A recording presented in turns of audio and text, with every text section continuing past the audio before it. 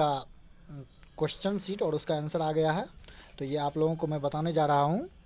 तो आप लोगों में इसमें दिया है शिक्षण शास्त्र, जिसको पैडागोजी कहते हैं, उसमें आप लोगों को दिया हुआ है क्वेश्चन नंबर 96 से दिया हुआ है। ये आप लोग को बता रहे हैं 96 में दिया हुआ एक सेमेस्टर में कितने महीने होता है। तो इसका सिंपल है, इसका 6 होगा। एक सेमेस्टर में 6 महीना का, 6 महीना का सेमेस्टर होता है।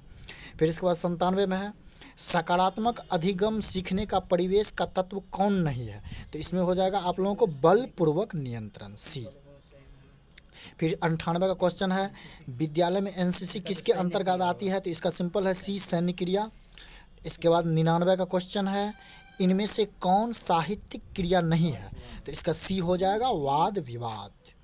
फिर 100 नंबर का क्वेश्चन है यदि कक्षा में विद्यार्थी शोरगुल करे तो उन्हें। तो इसमें से सिंपल है, आप लोगों को दे देना चाहिए डी, क्रियाओं में संलग्न कर देना चाहिए। ठीक। इसके बाद आप लोगों को 101 नंबर का क्वेश्चन दिया हुआ है समाज में घटते नैतिक मानकों का मूल कारण क्या है। तो इसका सिंपल सा कारण है इसका हो जाएगा डी, अच्छे अध्यापकों की कमी। फिर 102 नंबर का क्वेश्चन है इनमें से कौन 3 RS का भाग नहीं। तो इसमें देखिए बोलना पढ़ना लिखना तो आता है, लेकिन इसका डी हो जाएगा अंगणित। 103 नंबर का क्वेश्चन दिया हुआ है इनमें कौन मूक बधिर की शिक्षा से संबंधित है। तो इसका हो जाएगा आप लोगों को डी, ए, बी, सी तीनों सही हो जाएगा। ठीक।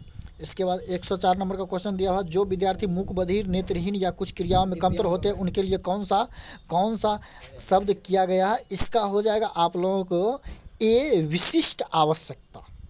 ठीक ठीक। तो आप लोगों को इसके बाद दिया हुआ 105 नंबर का क्वेश्चन एक कक्षा में एक अच्छे अध्यापक द्वारा क्या पालन करना चाहिए। तो इसका आप लोगों को हो जाएगा तेज गति सीखने वालों को पढ़ाना, मध्य गति सीखने वालों को पढ़ाना, धीमी गति सीखने वालों को। इसमें हो जाएगा आप लोगों को तीनों ABC तीनों को साथ बैठ करके पढ़ाना। ठीक। इसके बाद 106 नंबर का क्वेश्चन दिया हुआ है उच्चतर माध्यमिक शिक्षा की अवधि कितनी होती है। तो इसका उच्चतर माध्यमिक शिक्षा की अवधि आप लोगों को हो जाएगा C, 2 वर्ष। इसके बाद एक विद्यालय में निम्न में कौन वांछित नहीं है। तो इसका हो जाएगा आप लोगों को दैहिक दंड, मतलब उसको दंड नहीं दिया जाना चाहिए। फिर इसके बाद 108 नंबर का क्वेश्चन दिया हो विद्यालयों में बढ़ती अनुशासनहीनता के लिए एक उत्तरदायी कारण क्या है। तो इसका हो जाएगा आप लोगों को बढ़ती अनुशासनहीनता के लिए शिक्षकों द्वारा नेतृत्व प्रदान करने में कमी, बी। 109 नंबर का क्वेश्चन दिया हुआ है विद्यालयी विद्यार्थियों में अधिगम सीखने के लिए निम्न में से कौन सर्वाधिक प्रभावी है। तो इसमें से आप लोगों को शायद चित्र हो जाएगा। ठीक, डी। 110 निम्न में से कौन विद्यालय की पाठ्य सहगामी क्रियाओं का भाग नहीं है। तो इसका आप लोगों को शायद हो जाएगा ड्रामा, डी। इसके बाद एक विद्यालय, इसके बाद 100 सही हुआ, बोलो। इसके बाद आप लोगों को 111 नंबर का क्वेश्चन दिया हुआ है एक विद्यालय हेतु सबसे बड़ी समस्या कौन है। तो इसका सिंपल सा उदाहरण है अच्छे अध्यापकों की कमी। इसके बाद है 112 अधिगम सीखने हेतु विद्यार्थी का सबसे बड़ा गुण क्या है। तो इसका हो जाएगा सीखने हेतु जिज्ञासा। ठीक। 113 का क्वेश्चन आप लोगों को दिया हुआ कौन सा एक अच्छे विद्यालय का गुण नहीं है। तो इसका सी हो जाएगा आंसर, खेलों का आयोजन नहीं करना।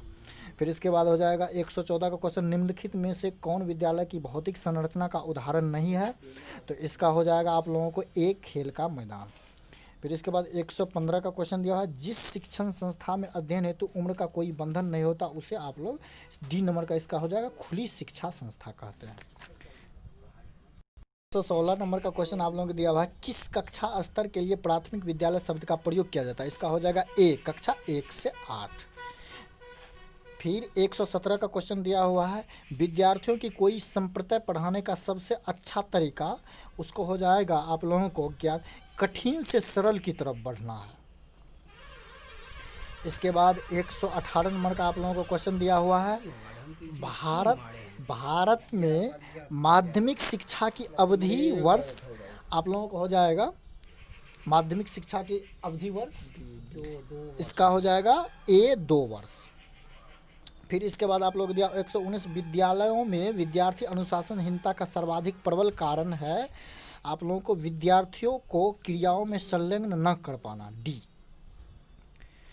इसके बाद 120 नंबर का क्वेश्चन है, एक शिक्षक के लिए सर्वाधिक महत्वपूर्ण क्या है? तो इसका हो जाएगा आप लोगों को शिक्षण कौशलों में दक्षता।